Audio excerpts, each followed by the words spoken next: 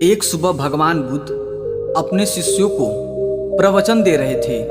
तभी एक शिष्य ने खड़े होकर कहा, भंते, क्या हम किसी के मन के विचारों को पढ़ सकते हैं? भगवान बुद्ध मुस्कुराए और बोले, अवश्य पढ़ सकते हैं। ये सुनकर शिष्य ने कहा, लेकिन वो कैसे भंते? भगवान बुद्ध ने कहा कि मैं तुम्हें एक कहानी के माध्यम से समझाता हूँ। भगवान बुद्ध ने सुनाना शुरू किया। यह बात प्राचीन काल की है। एक ऋषि थे जिनका नाम कौशिक था, जो बाद में भारत में बहुत प्रसिद्ध हुए। जब वे एक युवा सन्यासी थे, तब एक दिन वो रोज की तरह नदी से नहाकर जंगल के एक वृक्ष के नीचे ध्यान करने के लिए बैठ गए। वो अपना चेहरा थोड़ा ऊपर की तरफ करके बैठे ध्यान करने की कोशिश कर रहे थे। उसी पेड़ के ऊपर एक चिड़िया बैठी हुई थी। चिड़िया ने अपनी गंदगी उस युवा सन्यासी के चेहरे पर गिरा दी। ये देख उस युवा सन्यासी को बहुत ही क्रोध आया, क्योंकि वो अभी अभी नदी से नहाकर आए हुए थे और ध्यान में डूबने की कोशिश कर रहे थे। लेकिन इस चिड़िया की वजह से अब उन्हें दोबारा नदी में डुबकी लगानी पड़ेगी। सन्यासी की आंखें क्रोध से लाल हो गई। उन्होंने उस चिड़िया की तरफ बड़े गुस्से से देखा और फिर उन्होंने उस चिड़िया को ऐसे घूरा कि वो चिड़िया पल भर में जलकर राख हो गई। यह देखकर उस युवा सन्यासी को बड़ी आत्मिक शांति मिली। उन्हें खुशी हुई कि चलो, मेरी तपस्या की शक्ति कुछ तो काम आ रही है। उन्होंने दोबारा नदी में स्नान किया और अपनी साधना करने के लिए बैठ गए। दोपहर होने पर वो भोजन के लिए जंगल के पास वाले गांव में भिक्षा मांगने के लिए निकल पड़े। वहां एक घर के बाहर खड़े होकर उन्होंने आवाज लगाई, भिक्षाम देहि। अंदर से किसी स्त्री की आवाज आई, कृपया थोड़ा इंतजार करो, मैं कुछ देर में आ रही हूँ। यह सुनकर युवा सन्यासी को फिर क्रोध आ गया, क्योंकि आज सुबह सुबह ही उन्हें परेशान करने वाली एक चिड़िया को उन्होंने अपनी नजरों से ही जलाकर राख कर दिया था। इस घटना ने उनकी आत्मिक घमंड को हवा दे दी थी। उन्होंने और जोर से चिल्लाकर कहा कि भिक्षाम देहि। अंदर से फिर उसी स्त्री की आवाज आई, कहा ना, कृपया थोड़ी देर और इंतजार करो, मैं आ रही हूँ। यह सुनकर युवा सन्यासी और क्रोध से भर गए। उन्होंने और जोर से आवाज लगाई, भिक्षाम देहि। वो लगातार आवाज लगाते रहे। तभी अंदर से एक महिला हाथ में भोजन की थाली लिए बाहर आई। युवा सन्यासी ने उस महिला पर चिल्लाते हुए कहा, मैं देवी शक्तियों से संपन्न एक महान सन्यासी हूँ। तुम्हारी हिम्मत कैसे हुई मुझ जैसे सन्यासी से इंतजार करवाने की? इस पर उस महिला ने कहा, तुम्हें जल्दी किस बात की है? मैं अपने पति को खाना खिला रही थी। वो दोनों आंखों से अंधे हैं, कुछ देख नहीं सकते, पर तुम तो थोड़ा इंतजार कर सकते हो। युवा सन्यासी ने गुस्से में महिला की तरफ देखा। तब महिला ने कहा, तुम मुझे ऐसे घूरो मत, मैं कोई चिड़िया नहीं जो जलकर भस्म हो जाऊंगी।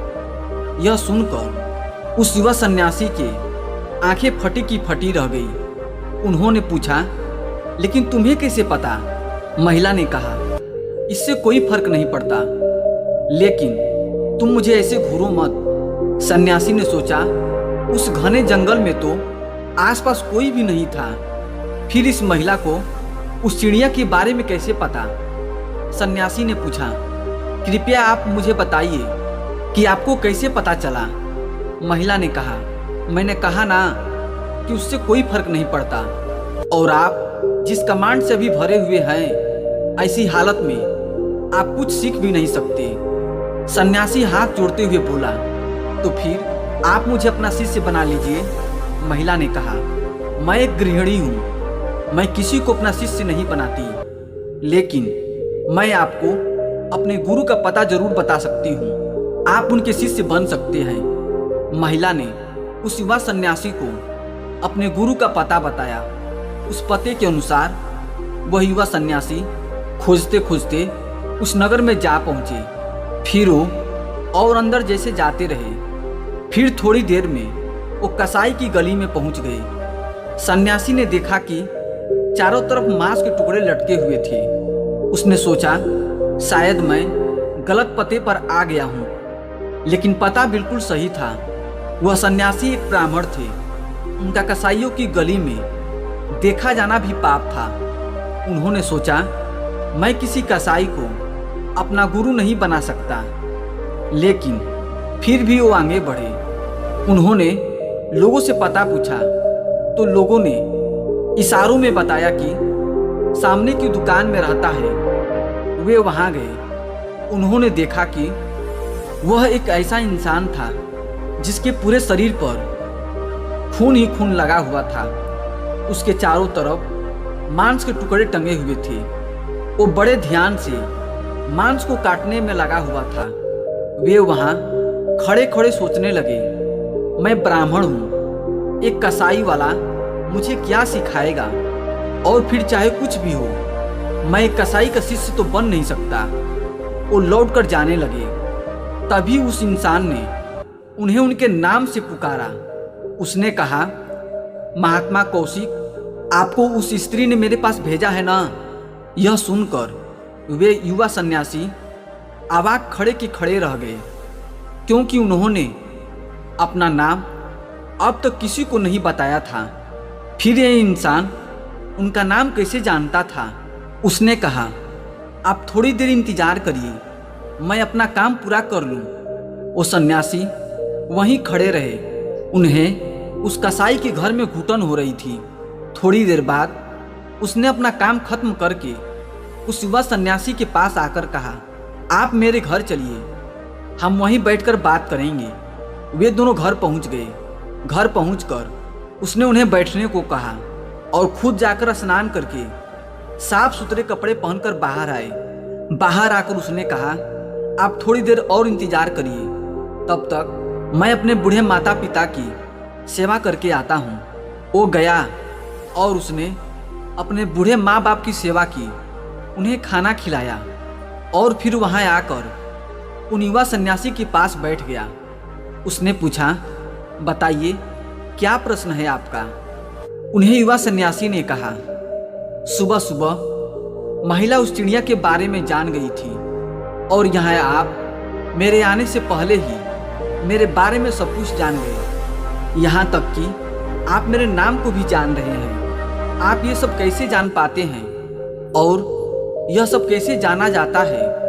बस उसका तरीका जानना चाहता हूँ। उस इंसान ने कहा, बड़ा ही आसान है, बस किसी भी काम को पूरी भागीदारी और ध्यान के साथ कीजिए, चाहे वो कोई सा भी काम हो।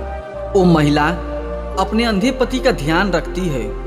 वो उस काम को पूरी लगन और भागीदारी से करती है, उसमें कोई कमी नहीं छोड़ती। मैं अपने माता पिता की सेवा करता हूँ, मैं उसे पूरे ध्यान से करता हूँ, उसमें कोई कसर नहीं छोड़ता। मैंने कसाई बनना चुना ताकि मैं जानवरों को कम से कम कष्ट पहुंचाकर काट सकूं। अगर मैं ये काम नहीं करता तो कोई और करता, और पता नहीं वो जानवरों को मारने से पहले उन्हें कितना कष्ट पहुंचाते। मुझे लगता है कि मैं इस काम को सबसे अच्छे तरीके से कर सकता हूँ, इसलिए कुछ भी करो उसे पूरे करुणा, भागीदारी और ध्यान के साथ करो। जब हम किसी काम को ऐसे करते हैं तो हमारे खुद के विचार शांत हो जाते हैं, और जब हमारे खुद के विचार शांत हो जाते हैं तब हमारे आसपास जो भी लोग होते हैं उनके मन में चलने वाले विचार भी हम पढ़ सकते हैं और उनके बारे में जान सकते हैं। जैसे कि उस महिला ने तुम्हारे विचारों को पढ़ लिया।